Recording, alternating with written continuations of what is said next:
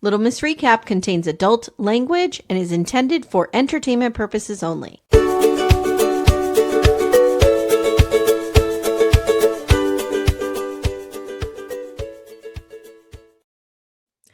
Becca, tell me which part of this reunion for Married at First Sight that you could just watch on loop over and over and over again. Because there were so many good things. Oh, was it when everybody was eye-rolling Felipe? Or was it when everybody was like almost like a dead face eye-rolled when they're like, we're listening to Sean talk? Yes, it's when Nikki versus Sean. I was like, oh! When she looked at them and said, shut this down, I was like, yes! I thought she was going to get up and grab her mom and leave. Oh my God, it was so good. She was basically like, get my mother's fucking name out of your mouth. I was like, oh my gosh. Oh, I also loved when, they had all the couples like walk up together and she's like, I wasn't a huge fan of what she wore because I think she wore much better clothes on the show. I agree. But she had that like purple taffeta, I think it's called. And she looks at him and he's like in jeans and a shirt. And she's just like, what that was. Gross. I was like, I know. Guys, welcome to Little Miss Recap. We just started. We are so fired up over this reunion. Oh, chef's kiss. It was so good. So good. So good. A highlight for me was Adam going bananas on Courtney because, again, you and I have said this all season. There he is. That's the real him. He is a monster. I hate this guy. It was the aggression was really weird. Yes. Yeah. It was weird. The whole outfit. And I also have a very controversial take that I'll share later. I'm not gonna say it now. Okay. We are gonna talk today about the finale and the reunion, but not gonna lie, most of it's gonna be about the reunion. Most of it's gonna be about the reunion. Yeah. So one of the things I want to talk to you about up front is that I did not like the format of this decision day. So previously, the couple would go, they would sit down with the three experts, they would give their answers. And if it was a yes, we had popping champagne and everyone's dancing and hugging and Dr. Pepper's, whatever. They're tossing Dr. Pepper around. I don't know what goes on. This felt, we were missing that element. Yeah. And of like the experts pressing them to explain things. And like have like a mediation kind of with them. Yes. I also didn't like how you only saw them meet with some couples and not others. Like we should have seen the same format for everybody if that's the format. Agree. Yeah. Agree. All right. So let's go through episode 19, which is the finale first. Oh, I also wrote, they're all very cold. They're all wearing coats and stuff. Why'd they have this outside? It is the Pacific Northwest. Seattle is birds. I know, but that they should have had them inside in a beautiful thing. Yes. This was so weird. And I feel like they made all the girls keep their jackets off the shoulders so that they could see the dresses or something because every girl has their dress off the shoulder. Yes. Very strange. All right. So, and then at the end, I want to read our predictions and just how wrong we were, as always. All right. So let's pick up with Felipe and Tori because what he said was not that big of a bombshell, in my opinion. Yeah. And I mean, the rumors on the internet, people were out of control with some of them. People are like, Felipe killed JonBenet Ramsey. I just know it. Yeah. I'm like, whoa. He was not even born, but I just know it. So basically we find out right away that Felipe has constantly, every moment of their waking day, has been thinking about cheating on Tori. Yeah. Womp, womp, womp. Yeah. Like, duh. I knew that. We knew this. Yeah. He literally sat next to you at a dinner table and said, I just want to sleep with other women. Yeah. Poor little old me. But then I guess he also, in this conversation that wasn't recorded, told her that he just wanted a paycheck and he wanted clout. And he jokingly tells her that he wanted to go into politics.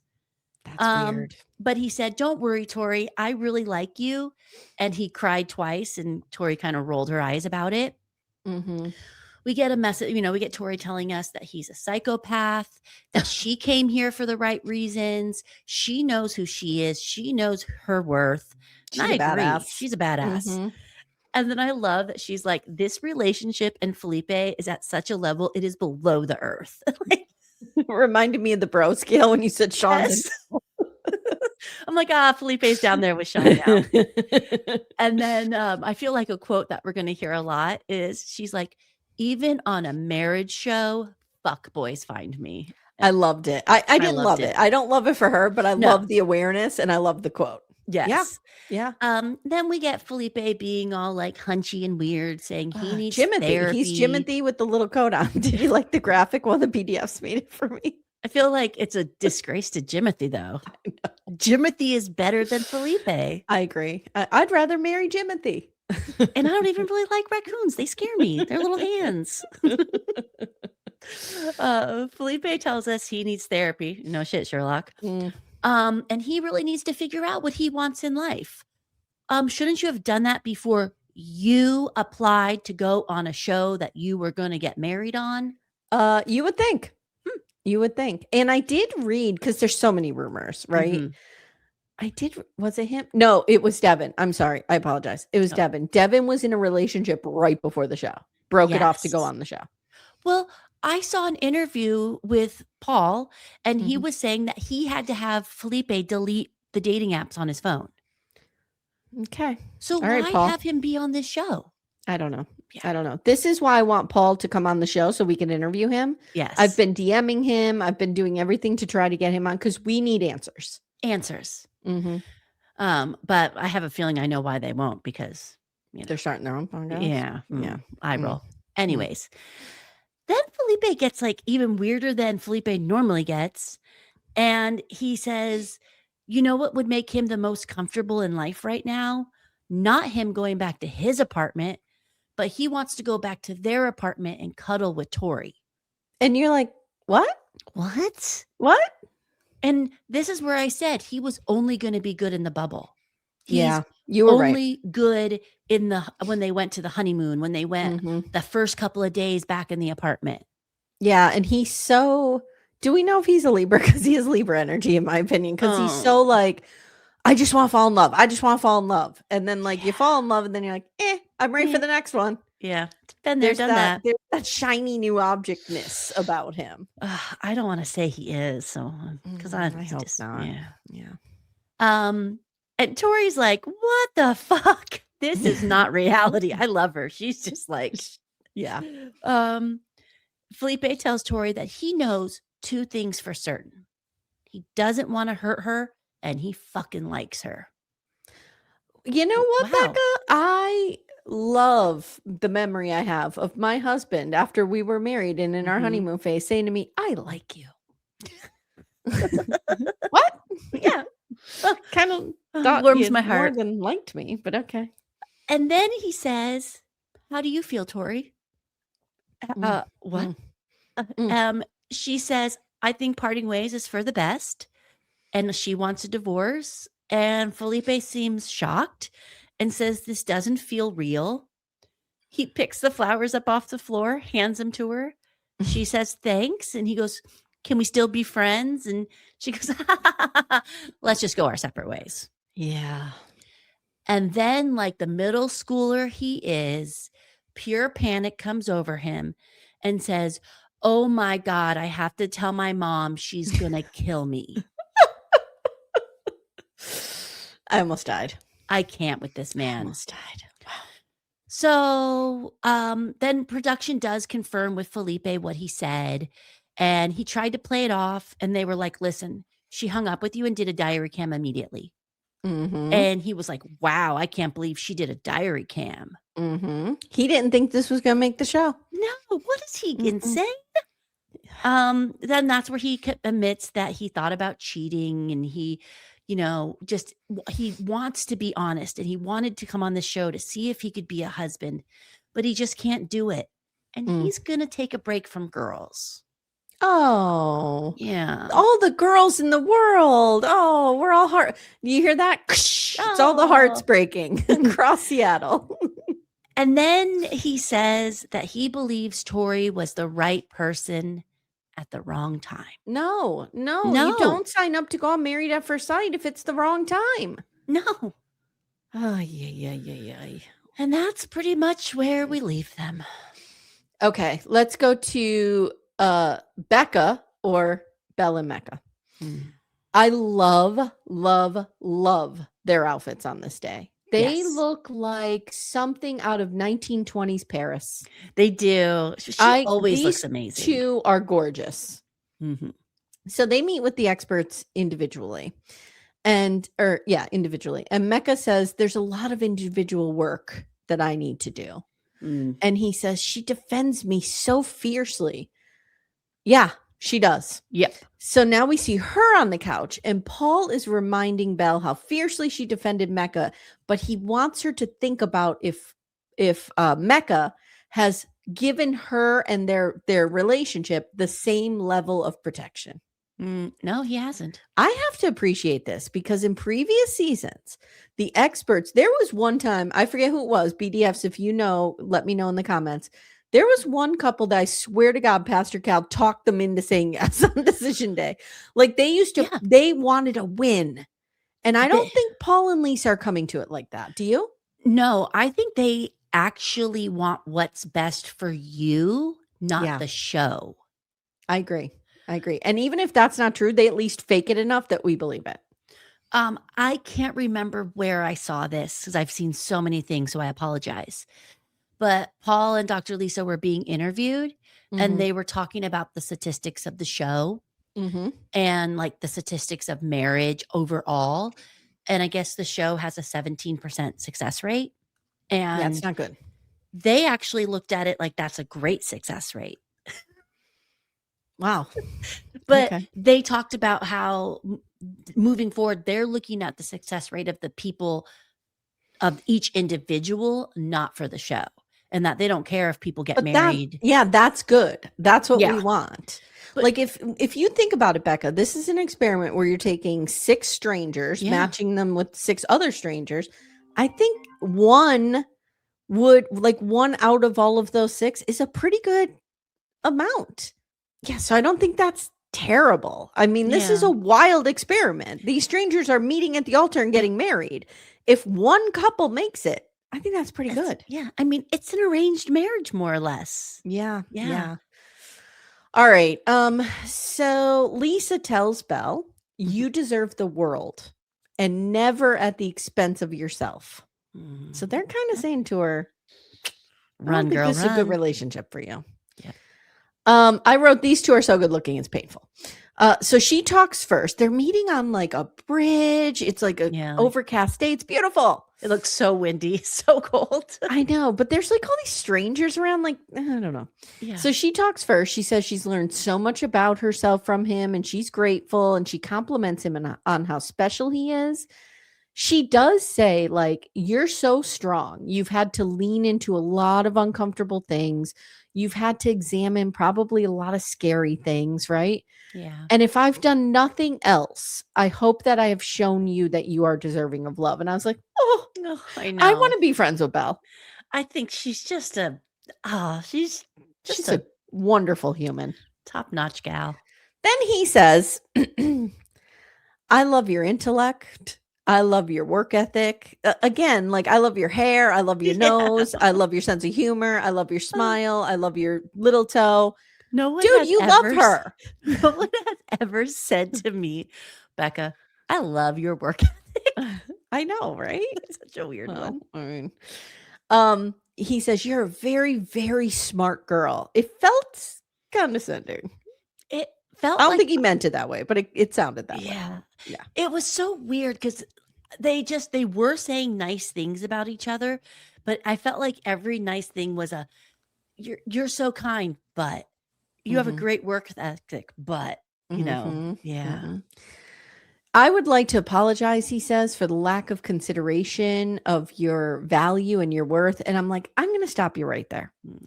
If you're together with somebody for 6 weeks and you don't feel like they value your worth, it's not happening 20 years down the road. 100% it's not happening. You have established the worth already. Yeah, like if he doesn't value you now, girl, he's never going to. No. He says, it wasn't fair of me to treat you that way. You are adored, you're appreciated. No. If she is, then you treat her that way. I don't see any adoration. She says, your comments hurt, and I don't know what this inconsideration is going to look like. It could happen again. He says, I need to commit to being considerate and being aware. Wow. Okay, well, those are things you have to work on in therapy by yourself. Yeah. He's choosing to stay together because their bond is a beautiful thing. And she literally, this would give me pause if I were him, because she's literally like, do you have a coin I could flip? And she goes, yeah, okay, let's do it. Let's say yes. Sure. So they walk off again, like strolling around Paris, and they're done. Yeah. And that's where we leave them. That's where we leave them. All right. Who do you got next? I guess Sean and Nikki. Yeah. Okay. Why do I have notes on Sean and Nikki? Oh, well, you were excited about that. Well, let's see if our notes match. This is so weird. Why did I take notes on them? You know what this means? There might be a couple of mine I didn't take notes on. Well, I don't think you have anybody else, do you? I have Adam and Marissa. Oh, yeah. Did you take notes on them? Oh, 100%. Okay, good. Yes. Okay. You know what, guys? We're covering Love is Blind UK at the same time. Yes. And I'm just getting confused. We have a lot of couples. No worries. All right. Nikki tells us that she and Sean did not end on a good note, and she really is going into decision day feeling conflicted. You didn't start on a good note. You didn't middle on a good note. You didn't end on a good note. What was one good note? I don't know. When she sat on his lap and let him feel her butt, I guess. I don't know. Yeah. Still feel like she was pressured into that one. Didn't he give her a neck massage? Neck massages are always kind of nice. Yeah, that's okay. I wouldn't complain. Mm-hmm. Sean says the stakes are high. He feels anxious and nervous. Nikki says this has been an up and down roller coaster since the wedding day. And she has felt like she has hurt his feelings every single day of their marriage. Mm-hmm. Sean says this has been an intense experience. And at times it felt like they were fighting for power. Yes. Yeah. Exactly. Yeah. Then I got really grossed out because Nikki says that she thought she felt more sexually attracted to Sean. And I went, oh, no, thank you. It's everything comes out of his mouth. It's not that he's a bad looking guy. It's everything comes out of him. Yeah. It's no, that thank you. He's ugly on the inside and it comes out to me. Yeah. Yeah. No, thank you. Sean believes in his heart that Nikki could maybe be his person. And Nikki says that Sean shows qualities of someone she would want maybe in a partner. And this is a very important decision. They walk up, they tell each other they both look nice. They kind of hug. And then Nikki apologizes if there were times that Sean felt unseen, unappreciated, rejected, and that he has shown up and she has seen that he's charming and romantic. And he committed to show up to her because he said this was a marriage and I was going into it 100%. Can I say something real quick? Mm-hmm. The fact that they're meeting on this balcony that's like way up high, I was like, this feels dangerous. And I was like, oh my gosh, is she going to push him off the edge? I mean, I would maybe turn around and pretend I didn't see that if that happened. But And we find out from Sean that they answer like over 8,000 questions. And he really went into this thinking this was his Super Bowl and they matched them for a reason. And he was going to give it his all. And she again says she appreciates him for showing up. And then she says, I've prepared something I'd like to read to you. And she says, I need to be real with you, Sean. I was disappointed. You hurt me. You made me feel small. You would correct me. You would interrupt me. And you brought up that I was a 10 in Seattle and a 7 in New York. She can't let that go. And I don't blame her. I don't blame her. If Steven told me I was anything other than amazing, like. Imagine if Steven said to you, yeah, you might be a 10 in San Francisco, but like in New York, a 6, if that. Ooh. Would he ever live that down, Becca? No. Would he ever live? No. But all of these things reminded her that the space between them isn't safe. No. And his ego and the push and the pull left her off balance. But it was hard, but they both grew, and she's grateful for the growth. And I'm going to say something that might be unpopular. Mm-hmm. But I reckon that Sean feels the same way, that she was not a safe space for him. No. Do you know what I mean? I think they weren't safe for each other. No. Now, objectively, I think he was worse than her. But she didn't really react in the greatest ways to things either. So I think like they just were not safe for each other. That's unfortunate. It's unfortunate. But in typical Sean fashion, after she does, yes, her message to him was not kind, but she did say that he grew and she was grateful for him. She said 2 nice things. She was way more gracious with him than I would have been. And then Sean says, well, you know what? I showed up and it hasn't always been like that. And there were a lot of things I didn't like. And he says, yeah, you may be a 7 in New York, but you grabbed my belly that day. And you know what? You're a victim in your own story. It's always Nikki the victim. And you weren't my teammate. And I was walking on eggshells around you. And then they start having this whole conversation about who has more emotional intelligence and who's devoid of emotions. And they just typical them. Well, he says, you don't know how to control your emotions. Yes. Ugh. And he brings up, he said that he's worried about her intelligence and emotional intelligence. Wow. And there he goes again. Like that's what he said to Adam. He's so condescending in his whole tone. Condescending. Oh my God. And then he brings up that he never got to meet her mom. And Nikki says that he needs to take a greater accountability for his flaws. And she says, Sean, I'm getting a divorce. And he says, yeah. And then he goes, I saw a path to yes in one conversation. But in one conversation, I'm reminded of how horrible she is. And I can't. Like, Jesus Christ. Then she just stands there and says, yeah, okay, bye. Bye. And walks away. And then we get a little, a little confessional of her saying, this man has a PhD in delusion. Agreed. Yes. Agreed. And then she slams everything about him in about a minute. And then she ends it with such a passive aggressive, listen, I pray for him. Ooh. Ooh, not the I pray for you. Ooh. I was like, ooh. I'm not religious, but if somebody tells me I'm going to pray for you, I know I did something wrong. Yep. All right. Speaking of doing something real wrong, let's talk about Marissa and Adam. By the way, he actually put on a decent outfit for this. Yeah. Not for the reunion. No. But for this. For this, it was probably his best look. I guess. Yeah. There's something, he triggers everything in me. I don't know what it is. I just don't know who he is. We have spent a lot of time with him and I have no idea who he is. Yeah. And, I think Marissa feels that way. I think the whole cast feels that way. And I think Adam feels that way. Adam doesn't know who Adam is. So Dr. Lisa is worried that Marissa will not feel good enough in this marriage. Paul agrees. She deserves to be loved.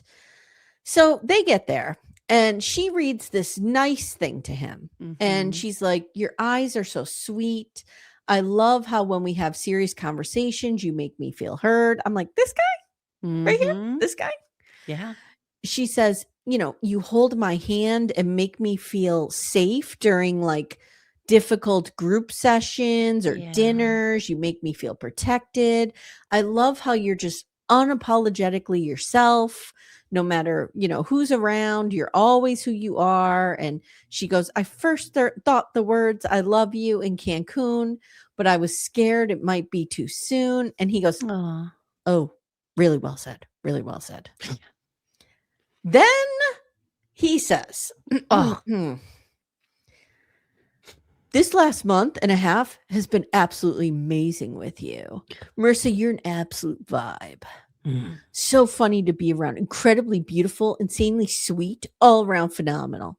You're an amazing woman. I can't imagine my life. I can't imagine my life around without you.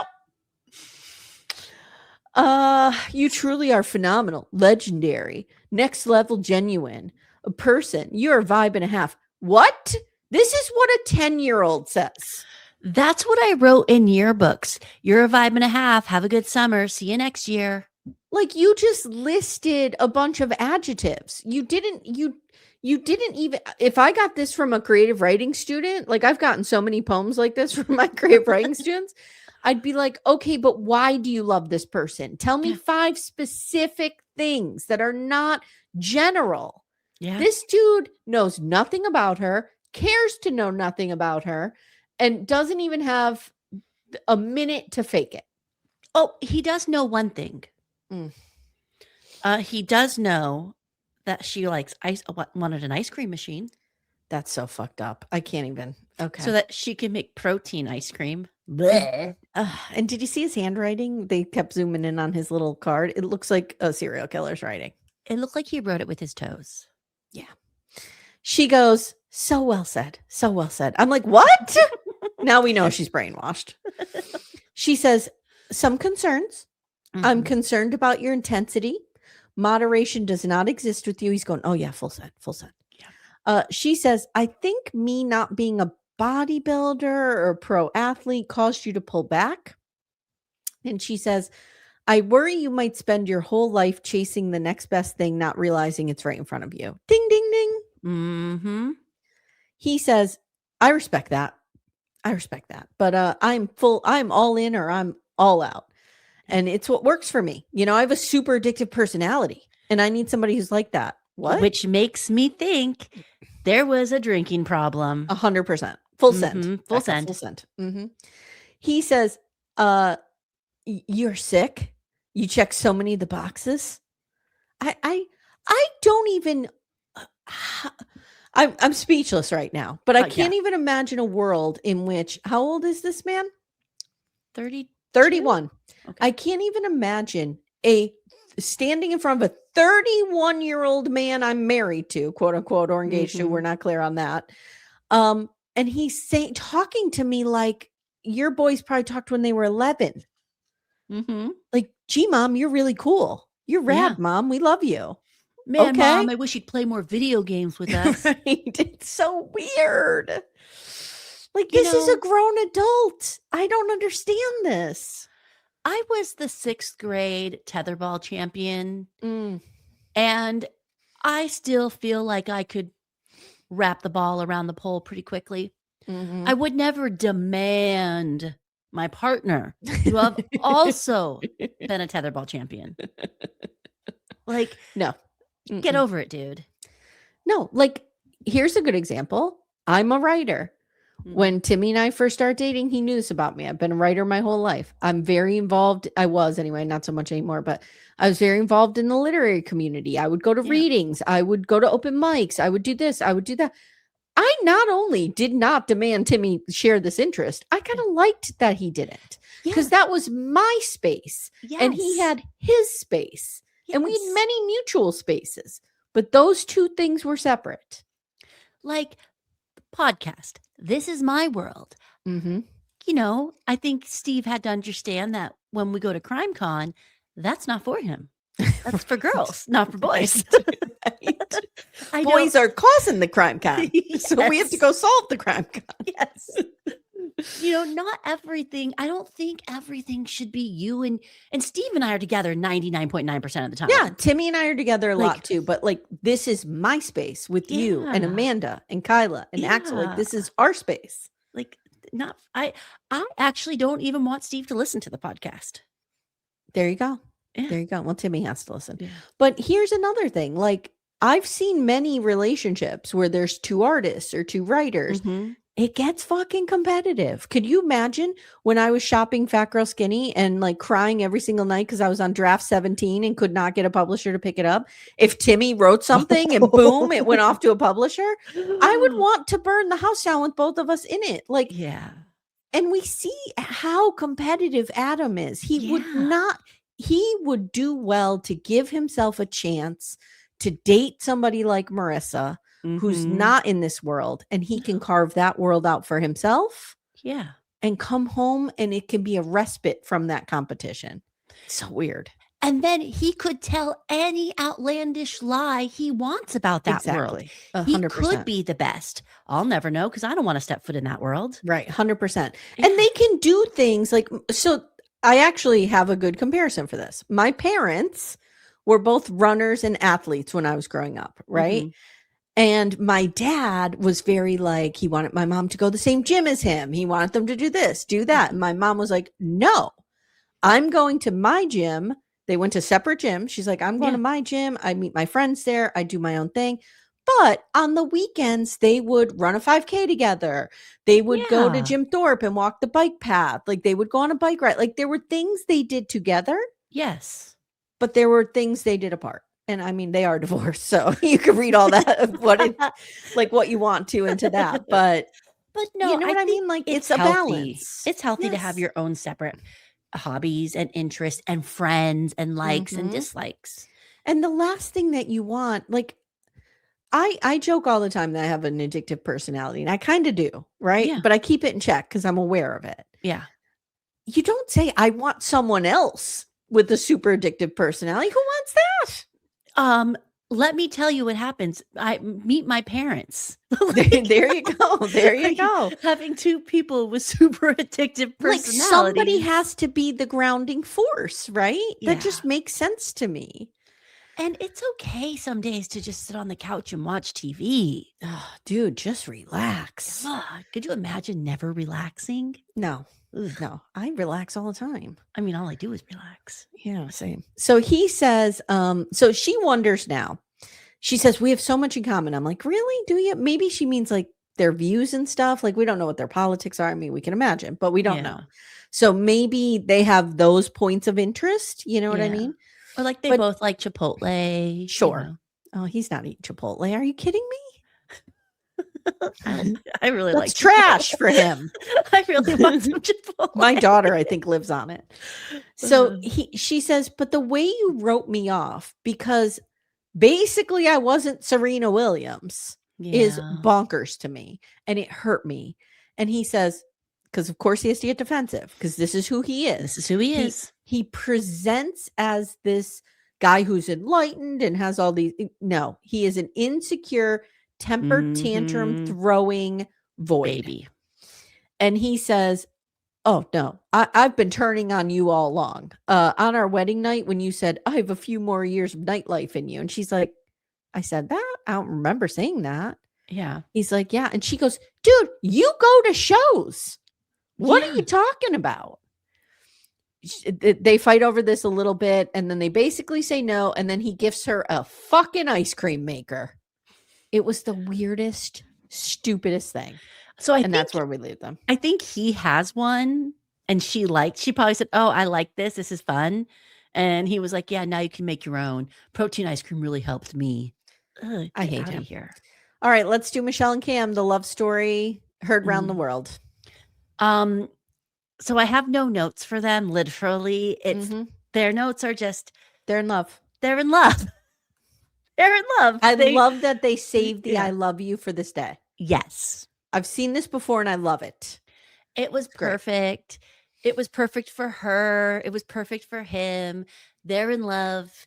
They were never not going to choose each other. They weren't. They were going to try it no matter what. They're amazing.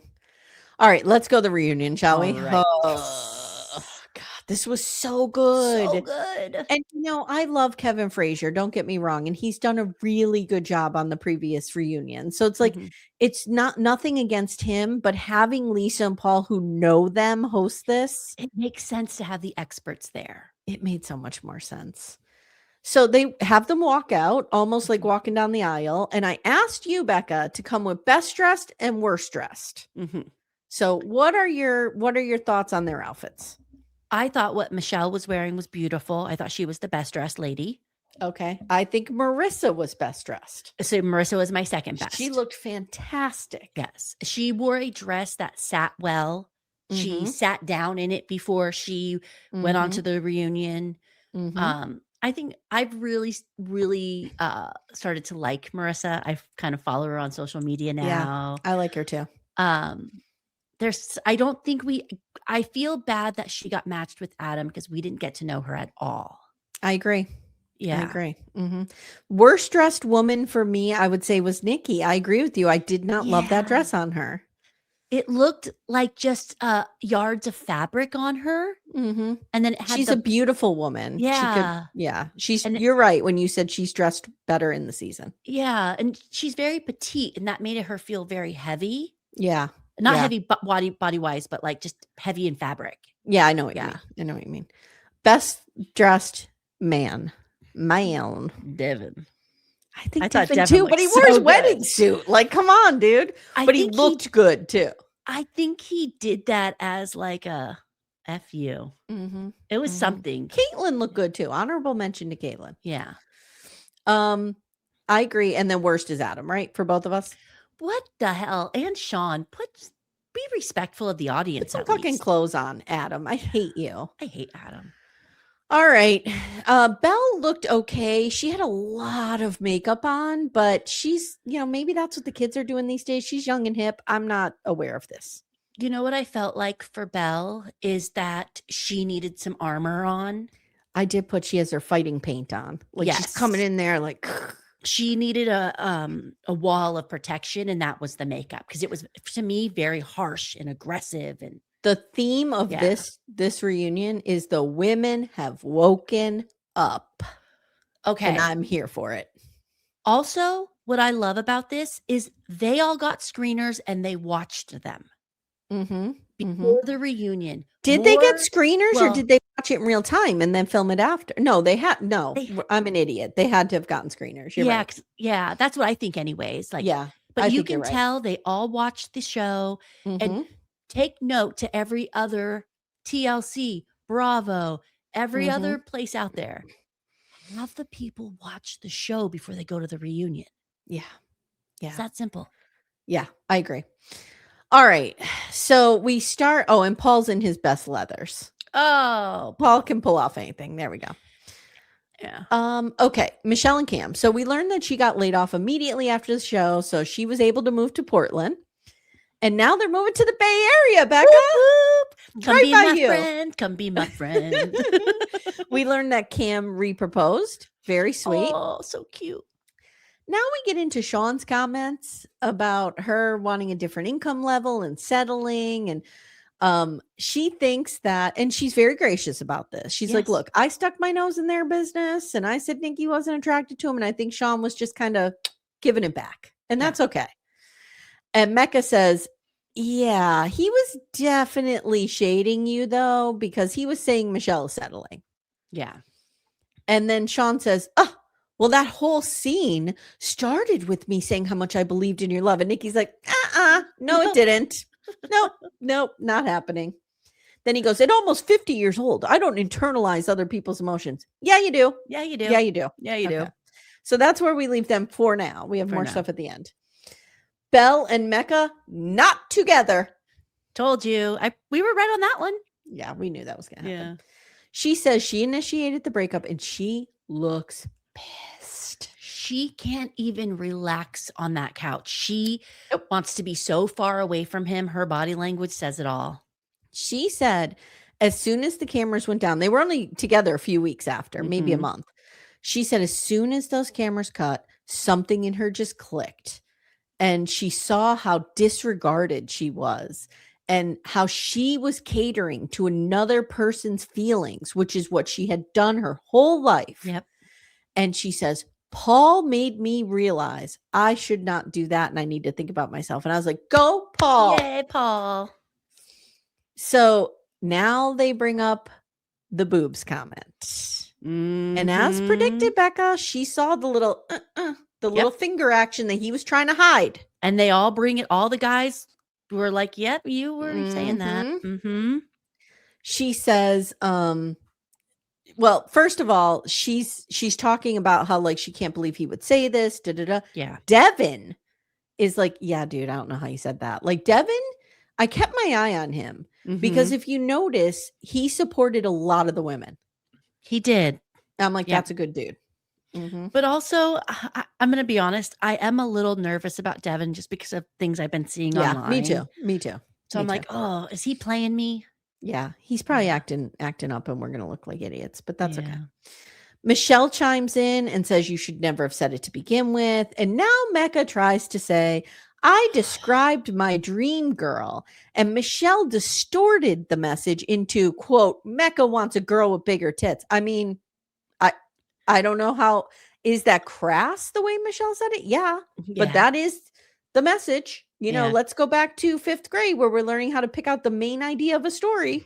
The main idea of that conversation was that Mecca prefers a woman with bigger breasts. Yes. I mean, Michelle did say it kind of gross every time. She was always like, she wants big titties. It's like, wow, she said, but she was drinking, I think. And you didn't expect that to come out of Michelle, right? No.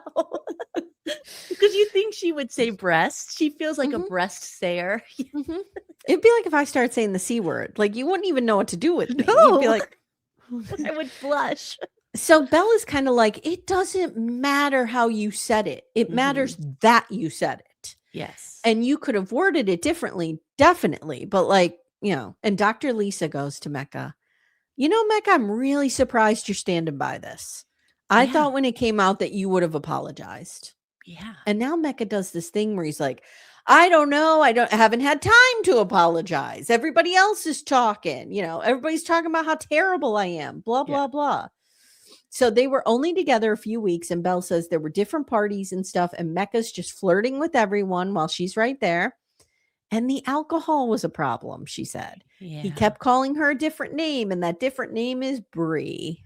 The girl he was with right before the show. Belle is disappointed that she neglected herself. She says she should have had the fire she used to stand up for him, to stand up for herself. Yep. Mecca says, Felipe and I have the same disrespectful word vomit. We need to stop acting like the words that are coming out of your mouth are just, it's a passive act on your part. Oh. You're forming those words and saying them. You know, we all have said something without thinking. I'm the first to say that. I'm absolutely, you know. Becca. Yes. But there's also a time and a place where you say things without saying, realizing what you're saying. And then being in a therapy session, at a table, at a dinner, in a kitchen with your friends while you're being filmed. Agreed. And talking about it for like 10 to 15 minutes. Yeah. Yeah. He says he was not trying to humble Belle. He doesn't put himself on a pedestal. Yes, you do. I think you do. When you say, is she pretty enough for me? That means you think you're hot and she has to be your level. And that's like, is she just good enough?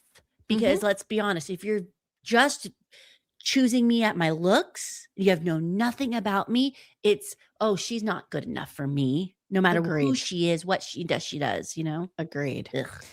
He says, or she says, a confident man would never say, are you pretty enough for me? That is humbling. And Mecca goes, I'm getting a lot of hostility here. I'm getting a lot of hostility. And she goes, this is the fire you should have been getting all season. And I literally stood up and cheered. I know. I was like, yes. Yes. And I hated that. It's like, whoa. I've never seen you act like this before. Fuck off. Get out of here. I wrote, the people supporting Belle vocally are Courtney, Nikki, Devin. Devin calls him defensive. He does apologize. He says he failed to be a decent human, man, and husband. He failed her. And he's grateful the grace she gave him, even when he didn't deserve it. And then we just kind of cut. Yeah. So I'm like, okay. But he never apologized. And everybody was like, here's your turn. Here's your turn. Apologize. And he never did. Now Tori and Felipe. Oh. Felipe said he thought of cheating. And Marissa chimes in and says, you thought this wouldn't air on the show. And Tori was smart because we had diary cams and she got it in and made sure it was on the show. I was like, go Marissa. Marissa was here to fight. Yep. And I wonder if like these diary cams, you have to get them in at a certain time or like. Oh, probably. Yeah. Felipe says he was a coward. He was self-sabotaging. Paul appreciates his openness. Okay. Yeah. Paul asks Felipe about his political aspirations. He says it was a joke because our current president was a reality star. I don't believe it was a joke. No. He says he was absolutely infatuated with Tori. Infatuated. There it is. Yep. He says he felt like he was walking on eggshells. Caitlin says, Tori loved your personality. You were not walking on eggshells, you fucking idiot. I can't believe anybody would love that personality. But okay. Marissa goes, you said you wanted to sleep with other women sitting next to her at a dinner table full of people. Yep. And she stood by you. Okay. I would have been gone. He claims he's ashamed. And then we cut to his mother. And his mother's like, I'm so sad. I love my beautiful Tori. We're here for both of you. Honey, Tori's never going to talk to you guys again. I mean, this was 6 weeks. I believe that Felipe went on this show. I think he saw, they're filming this show in Seattle. I'm going to get on it. I'm going to get clout for the restaurant. I'm going to have the restaurant be on the show. Yep. That's all this was, a commercial for his restaurant. I agree. Michelle asks, when she broke up with you on the retreat, why didn't you just let her stay gone? Yeah. And he gives some stupid answer about, I didn't want to be on the basis of losing a game, blah, blah, blah. And the women really come for him. Yeah. Everyone's just like disgusted, not into it. Yeah. And we end with Paul saying, well, Tori, your DMs are going to be on fire. And Tori's kind of like, eh. Yeah. Yeah. Okay. We ready for Adam and Marissa? Oh, God. Yeah. He's wearing a kimono, guys, because he's quirky. He's cool, but he's also absolutely rigid. So how does those two things go together? And he has his arm in a brace. Okay, here's my theory. I think it's fake. I think it's fake too, because he was moving it a lot. Yes, when he was talking, like me, Adam talks with his hands a lot. Same. And he's waving that arm around. I'm like, where is that broken? And he says it's broken like he needs surgery broken. In his shoulder. I have had a hurt arm, and I talk with my hands. I couldn't move that arm. But my mother-in-law just had a full shoulder replacement. She had her arm in a sling. She could not move that arm for weeks. Oof. What is he doing? He's a liar. No, he's a liar who lies. Yes, he is. He got cooked, he says, on skis, snow skis. And he full sent it on an unlucky backflip. Okay. No. He did not do a backflip. Stop lying. Marissa has a slight smile on her face at the thought of his pain. Now they ask Marissa about the cabin, and she says she was nice on camera, but it was really a trash heap, and she doesn't know how anybody lived there with him. Yeah. They question if Adam was really ready. And Nick jumps to his defense because what we have learned here is all of these men, with the exception of Cameron, have been sucked into Adam's cult. Yep, they're all friends, hanging out, going to the gym. I don't like rolling it out. I don't like this. No. Come on, guys, do better. Be better. Really pisses me off. Yeah, Nick kind of jumps to his defense, and I'm just done with it. Adam says they had a miscompatibility. Not a word. Not a word. Let me be specific. It is a word that is very, very, very niche, used in the tech industry. That is it. This is not used outside of that. So this is maybe the language of his bros. This is the language of his people. Don't be hater. Don't be a hater. Well, he says they knew they had a miscompatibility, and she refutes. Like, they're talking now about the pickleball date. Yeah. She refutes that the whole day was horrible. Or she responds, I should say, that the whole day was horrible, not just the pickleball. Yeah. He says, well, one other day we went to play pickleball and you only played for an hour full send and you were tired. It's a lot of pickleball. She's like, you gave me a struggle meal and I was hungry. So I looked up this struggle meal situation. Yeah. For many of us who grew up without money, it's just called dinner. But I guess now we're making it seem like it's something, because it's basically you just kind of make something out of what you have in the house. Yeah, it's kind of like you eat all your leftovers. And it's in times of struggle, quote unquote. Yes. Okay. All right. But Gen I thought it was love it though. Okay, I thought it was some manosphere thing. I could not find a connection. No. It's like kids will take like some cheese, some Gen Zers will take like cheese and put it on tortilla chips in the microwave. I mean, that's Gen X right there. That's how I ate nachos. Exactly. Those were called nachos when I was growing up. They hold it up and like, struggle meal. All I have is cheese and chips. Okay, but the problem with that, Becca, is he's not a Gen Zer, right? No, but I feel like this Gen Z slang because of TikTok Let me see. is I mean, he's 3 or 4 years into millennial. So he is on the cusp. So he's like a me. Because the oldest members of Gen Z are turning 29 this year.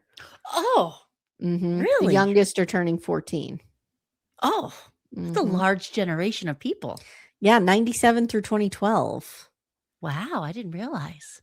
Yeah, so there we go. Yeah, I guess. I don't know. But Adam thinks he's part of it. So anyway, Adam says something no one really knows is that we had a talk off camera, and I told her I want someone who has full send high activity. And we were a mismatch. And he says from that point on, they agreed mismatch. I'm like, I don't think Marissa agreed. You know what? I'm going to be honest. He was not giving that. I wasn't seeing that he was disagreeing. That's not what I was picking up by watching. He didn't give a shit what Marissa thought about anything. Like, she could be anyone. Yeah. She's just an object to him. So they rolled the tape back to Adam saying it wasn't a deal breaker if he didn't get a professional athlete.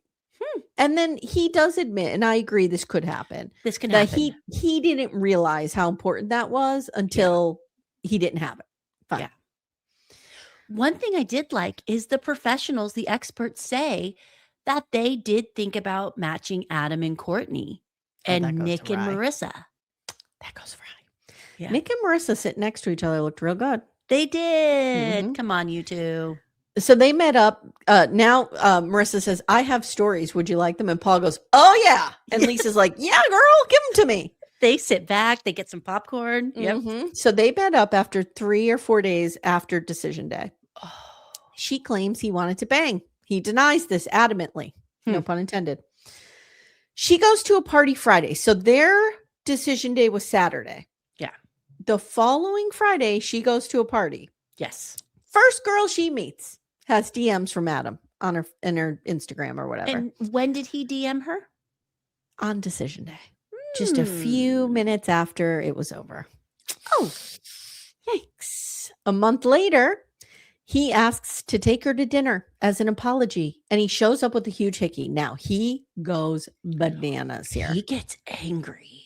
He starts almost yelling, saying, this is ridiculous. I didn't know I had a hickey on my neck. I don't stand in front of the mirror and examine my body. And Dr. Lisa goes, yeah, you do. Yeah, you do. Yeah, you do. And he claims, I didn't want any intimacy. I didn't know about the hickey. I just wanted to be friends with you. And this is where his hands are flying. Oh, and he says this. If you remember right, I started to pull away from you before decision day sexually. Yeah. Lies. Yeah. Yep. Lies. Now Felipe jumps in to defend him.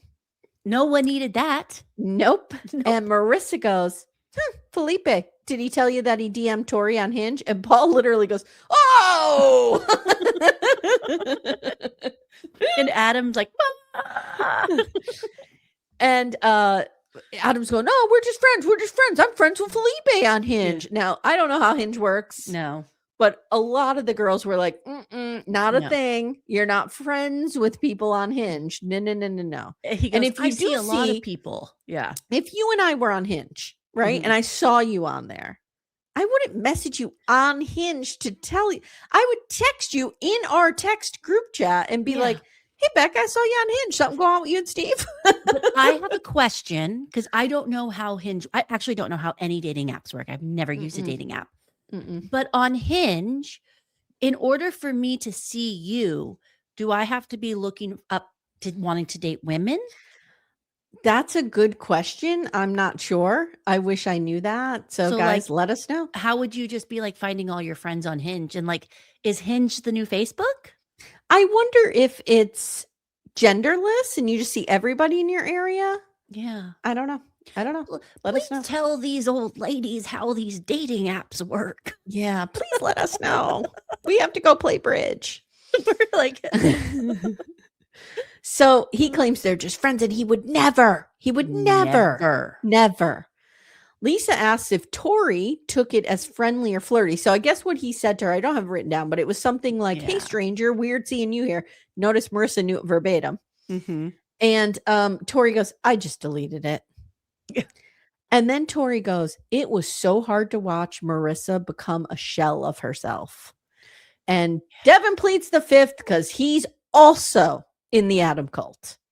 Yeah. Shame on you, Devin. But we also hear that, like, pretty much Marissa was so traumatized by the experience that it took her weeks to recover of, like, yeah. And I think what happened is that she remembered who, like, that downward spiral of the girl she used to be, and was like, 100%. oh shit, maybe I'm not as strong as I thought I was, or yeah. You're 100% correct. Yeah.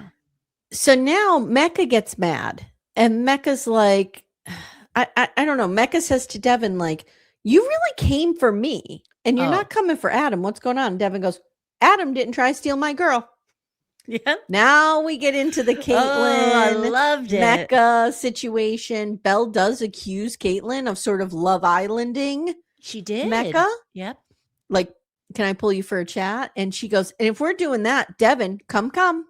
And everyone's like, whoa. Paul's like, oh my gosh. We need like a meme with just Paul's face on it all like the time, because he gave the best face. Because every time it was so large and he'd like throw himself back in the chair. Yep. Dr. Lisa, I didn't see reactions from her much. I'm assuming she was reacting the same way, but they were really showing Paul. There were a few times where she like kind of fell back in her chair too. But her dress was so like structured, she couldn't move. Yeah, it's true. Caitlyn apologizes, agrees it was inappropriate. She didn't mean it that way, but she could see how it looked that way. Blah, blah, blah. We're done. It was that way, girl. Marissa is not seeing anyone, but Adam is. Well, he just paid somebody to come. And he brought them. And Marissa goes, this is what he wanted. He wanted somebody in the audience to vouch for him. Yep. I have to say, this did feel like a plant. It did. It was weird.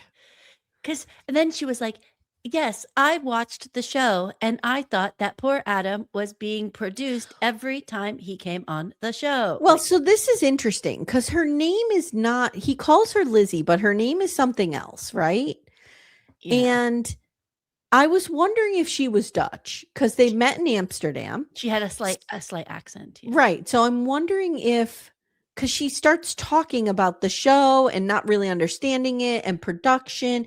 And I'm wondering if she didn't mean it as an insult. She just really didn't have the cultural context around it. Oh, like she really thought this was a show. Yes. Oh. Yes. Because don't forget, she's only getting fed information from Adam.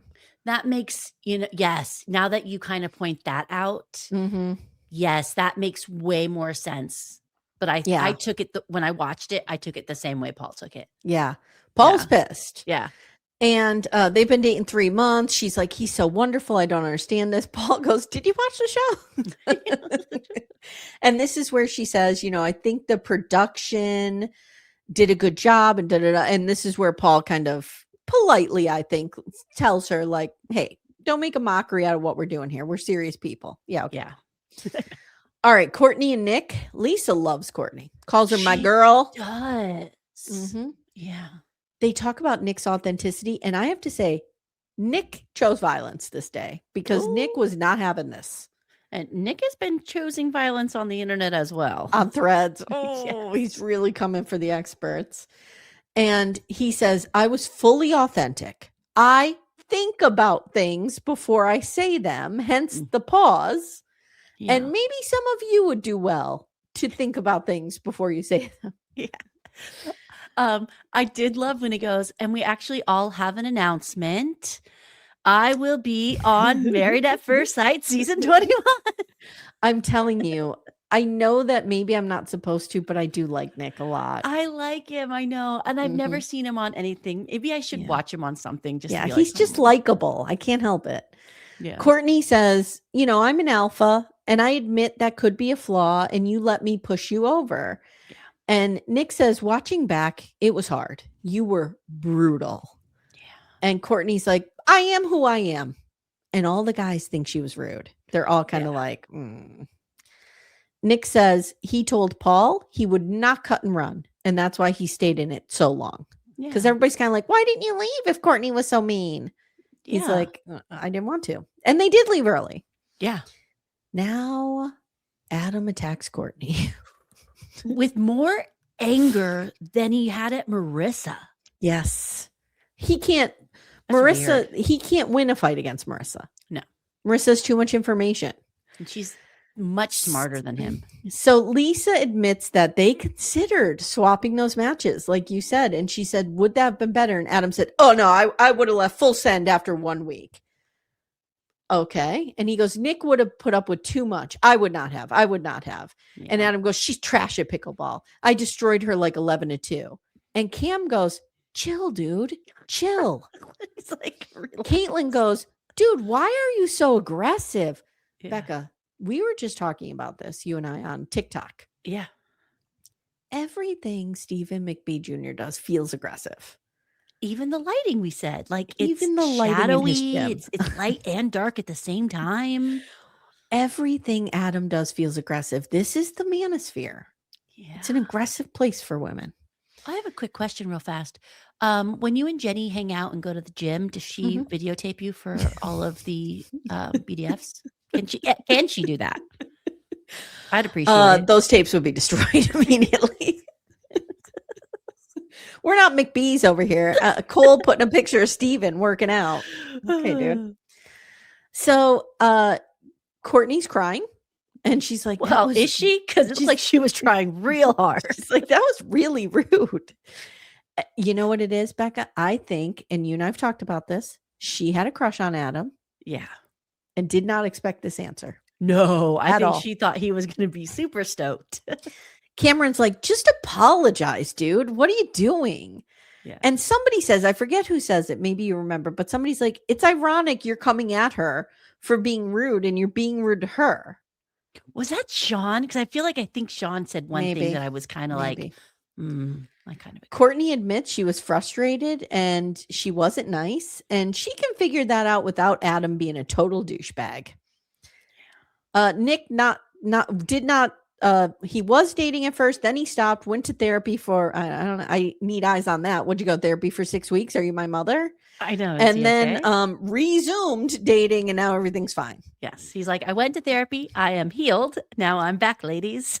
Courtney's boyfriend's here. He looks young. And they met at pickleball. Of course. Okay. I was chatting with MAFS fan online, and she sent me, Courtney has a whole pickleball Instagram account that she hasn't updated since like 2024. Wow. But it was her and another woman, and they're like the pickleball sisters. So she was real into pickleball before the show. She is. I wonder if she knows what's her name from 90 Day, the teacher. Laura. Is it Laura from that area? Yeah. She's from, not Seattle. Is she from? Where is she from? Washington. I just forget where. Yeah. She might know her. She might. All right, let's go quickly through Devin and Caitlin. There's really not much here. No. I don't know what happened with these two, but basically the big takeaway with them is they didn't even see each other outside cameras filming. Yeah. And again, what are you doing? I found it interesting. Caitlin said this. I went into this experiment behaving the way I thought a good relationship should be. And it's like, interesting. Interesting that you just didn't go in this being yourself. You went in this behaving the way you think a good relationship should be. Yeah. And at one point she's like, because Dr. Lisa's trying to like probe her to see where the turn was. Yeah. The turn was on their honeymoon. It was that night. I'm telling you something that night. She claims it's that he aired out their business, that he said in front of everyone, the fight about the gym or whatever. Yeah. And she's like, I like to handle things in private. And Dr. Lisa's like, you're on a show where we have to talk about everything. Yeah. So about the green light on the couples retreat, Devin had a really good line. I thought he's like, yeah, the green light was on, but so was the red light. And I didn't know which one to pick or which one to go towards. And like, that has to be a hard thing for a guy. Like, you think you can make the move, but you don't think you can make the move, and you want to be respectful. Like, oof. I agree. Dr. Lisa thinks these two crazy kids could have worked out in the real world. I don't think so. Not at all. No. They would have just talked at the bar. Devin says, I did come out guns a-blazing. I did. And Caitlin says, look, at the end of the day, I wouldn't have wanted to do this with anyone else. Devin's a good guy. Yeah. And that's kind of where we leave them. Caitlin's in a great relationship now. She says she's found her person. She's in love with him. She does say, and this is great, she's like, he's in his best friend's wedding this weekend. So like, he's not here, but I don't know if I would have brought him anyway. Yeah. Shade to Adam and Courtney. Yeah. The only two people who brought their significant others. She's like, I'm private. Then why'd you come on this show? Now we get to Nikki and Sean. Wow. Paul asks Nikki, how did you not realize your groom was right in front of you? And she does talk about like they asked preferences. So she thought maybe there was two. And she really does say two things that are important here. Yeah. One is it was the way he was dressed. And number two, that she had asked for other things and standing in front of her is clearly the opposite. Yeah. So she thought there's no way the experts did me this dirty, right? Like I made it very clear. I like tall men. They give me a short man, you know, whatever her specifications were. Yeah. Yeah. So Felipe jumps in and says, look, Nikki was not I have to say Felipe nailed this. Yeah. No, he goes, Nikki was not attracted to Sean from the beginning, and Sean didn't know how to handle that. And he lashed out. And he was making really uncomfortable sexual comments. Now, pro tip, if Felipe is saying that your comments are inappropriately sexual, you might have a problem. The man who says, just take me as I am, and any word that comes out of my mouth, you just have to like it, says, wow, I was turned off by this guy. What was Sean saying? Well, and then Nikki has the best dig because she goes, he was not my type physically, but I was really trying to prioritize other traits like kindness and compassion. But Sean doesn't have those either. Now we drag her mom into it, and it escalates where he starts apologizing to her mother, but then goes on and on and on and on. And Nikki's like, can we stop this? Yeah, it was bad. It was like he just was trying to insult her. And I have to say, Paul and Lisa should have stepped in earlier with this, and they just did not at all. No. And that was a problem. It was kind of weird at how long it went on. It was really weird. And even Adam goes, this is not a real apology. This is an I'm sorry you feel that way apology. Okay. He said him a lot. He knows. Sean keeps talking to her mother, and Nikki yells at him, keep my mother's name out of your fucking mouth, pretty much. She's like, how about you give my mother a proper fucking apology? I was like, whoa. And her mom is just sitting there like, what the? He claims he never cut Lisa, listen to me. He claims he never cut Nikki down. Lisa goes, yeah, you did. Yeah. On camera, you told her apartment was nice, and then you went outside and said it wasn't as bougie as she thought it was, blah, blah, blah, blah, blah. Yeah. Now we get the mutual masturbation conversation. Oh, God, I was waiting for this. Wait, I couldn't. This is my favorite part. And Becca was like, that was crazy. And I said, is my wife hot enough for me? And I think that was a bridge too far. When the two worst humans on the show are like, dude, you're older than us and you're this way. And Belle's like, you were gaslighting her. Mm-hmm. And they roll the tape. Yep. I was happy. I was so happy. He didn't have anything to say. He just like stumbled and mumbled and said the same shit over again. So then Sean is grateful. They matched him with a black woman who's very successful. Oh, and she's like, I'm more than like, yeah. Uh-huh. Nikki is single. And what about Sean, Becca? Oh, God. His DMs, according to him, are on fire. No, they're not. With insults, maybe. With death threats, maybe. I mean, we know he got fired from his job. So, like, even his employers were kind of like, ooh. Maybe bad reviews from his AI book.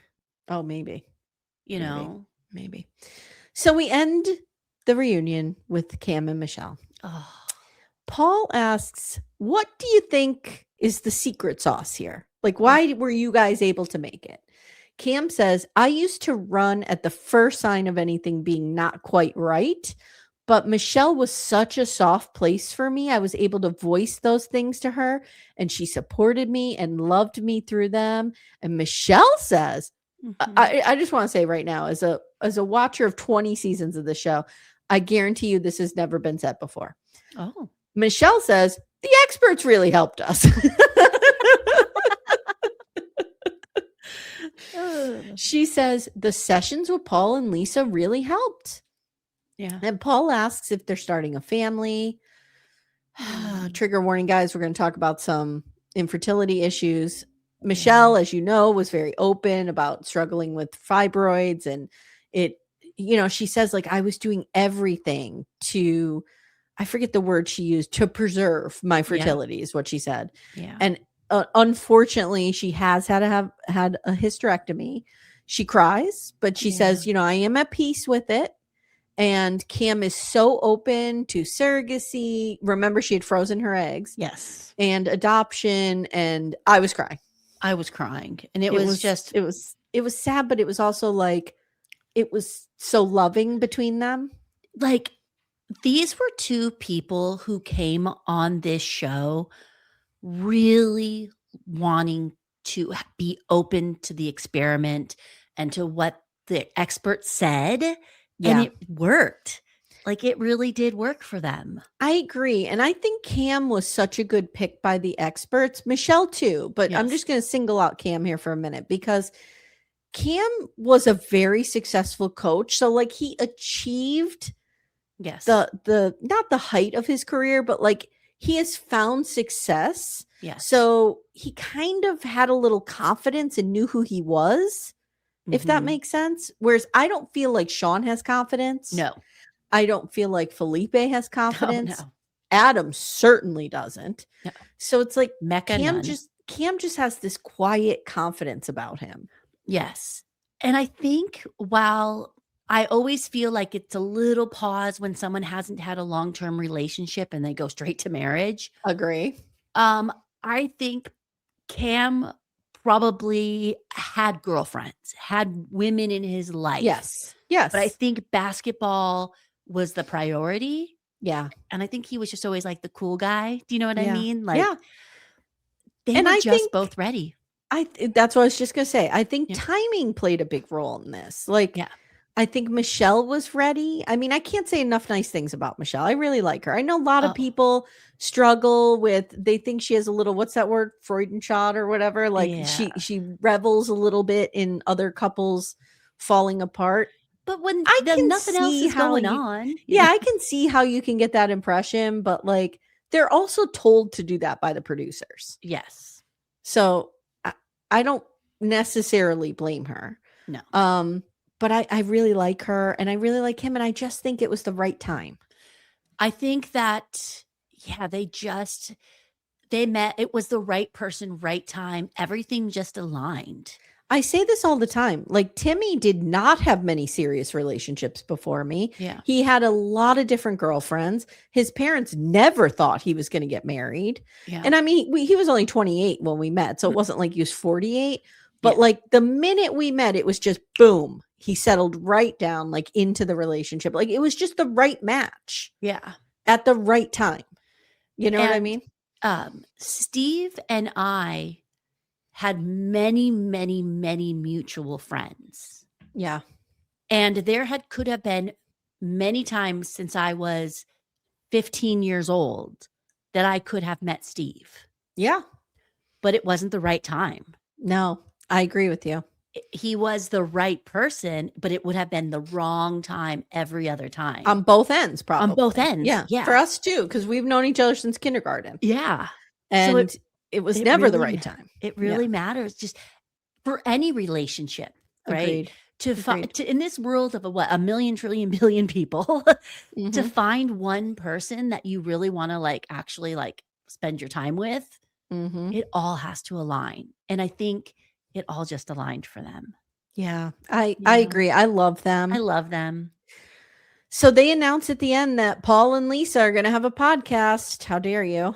And we're going to see all of these Married at First Sight people on there. Yeah. And then Charlotte, North Carolina is up next. Yeah, which they already did Charlotte. I was confused. Love is Blind was in Charlotte.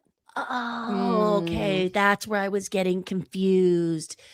Yeah, because at first I thought they said Charlottesville, but they did Charlottesville, right? No. No. Okay. Okay. I was thinking of Charlotte Love is Blind. Okay. That's what where I was thinking. We were getting confused. Okay. Okay, let me see. I have it here. Okay, so first season was New York. Second season, New York.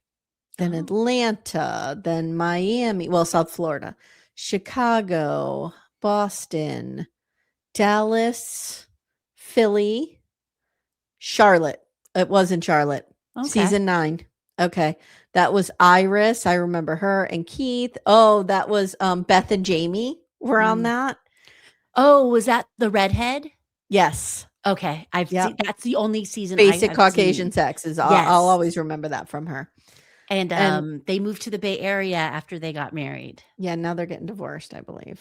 Yeah, I think it's a bad divorce. It's a bad divorce. So yeah, it has been there before. So it's interesting. Yeah. They're in that research triangle. But it's in with different experts. Yes, yeah. Then we had the first time. It's a different show. It's a different format. It's a totally different show. It's so much better. Now, you shared with me that there was an announcement that there's another show coming from Kinetic, right? Yes. Oh, let me go to the message because I can't remember the title of the show, but they say it in the. Yeah, it's from the woman who's one half of Giggly Squad. Yes, Hannah Berner. Okay, all right. And it's called. All we know is it's called Making Love. And it comes from the production company behind Love is Blind and Married at First Sight. It's Paramount Plus it's going to air on. Yeah, and it's a dating show. Okay, Paramount Plus, early 2027. Yeah. Okay, we have no idea what it's about. It's just called Making Love. And the title can make me think anything. Making love? What are we talking about here? I don't know. Are they going to I don't know, use your pheromones to see, is it like some kind of science? That's what I'm thinking. Is it creating a formula for love? And it's not like making love. Yeah. Oh, well, that's my either way. Mom. All right. I also want to say R.I.P. Dolly Parton. Yes, R.I.P. That's And so sad. This morning, R.I.P. Tim Curry. I know. So it always happens in threes. I just love Dolly. Love her. What a good human. Yeah. What a good human. Man. All right, guys, pour one out for Dolly and Tim. And this is it. This is your Married at First Sight. We did it. We're done. I know. I have to do our predictions. Yes. Okay, hold on. Let me get into them. Here they are. Morgan has formatted them for me beautifully. Okay. Beautiful. Here's what we said. Adam and Marissa. I said Marissa will say no. You said they won't even make it to decision day. So we're both wrong. Yep. Okay. Well, she did kind of say no. Yeah, but Felipe and Tori. I said Tori will say no. You said they'll break up before decision day. They kind of did. They tried to break up at the retreat. Sean and Nikki. I said they'll break up before decision day. You said they would break up by the end of episode 9. So we're both wrong. They should have broken up. The only one we got right is Cam and Michelle. Stay together. Yes, we both said they'll stay together. We got Bella and Mecca right. I think we said they would say yes. Hold on. I'll get there in a second. Okay. Nick and Courtney. I said one of them will say no. You said they'll stay together. So we're both wrong. Oh, wrong. Okay. And then Devin and Caitlin, we both said they'll break up on decision day. We were wrong because they broke up before. And then Mecca and Belle Jolie, I said stay together on decision day, but break up soon after. And you said the same thing. Yeah, you're right. Okay. All right. So we got 2 right. Okay. Well, Paul and Lisa only got 1 right. So suck on that. We're just kidding. We love you. Keep giving us screeners. Who's the expert now? Please come on our show. Becca, thank you for going on this journey with me. Oh, it was so much fun. So much fun. If you guys want more content from us, you can always subscribe through Patreon or Apple subscriptions. You get a bunch of bonus content over there. Help supports the pod. And if you're into true crime, you can hear Becca and I often over Murder, She Watched, where we're currently covering Somebody Knows Something, that show on Hulu, which is so good. I just watched the first one. Oh, I have so much to say. Yeah, it's pretty good. I like it. Yeah. There's like mystery to it, which is what I like. It's interesting. I think I like the format. Yeah. And Kyla and I covered Death of the Pastor's Wife this week on the free feed, which is the story of Micah Miller. And guys, I was in a rage. I'm about to watch the documentary after we get done here. I was yelling. To be fair, I was imitating his sermons, but there was a lot of screaming going on. So, all right. Man. Okay. Thank you. And we'll see you next time. Bye, guys. Bye.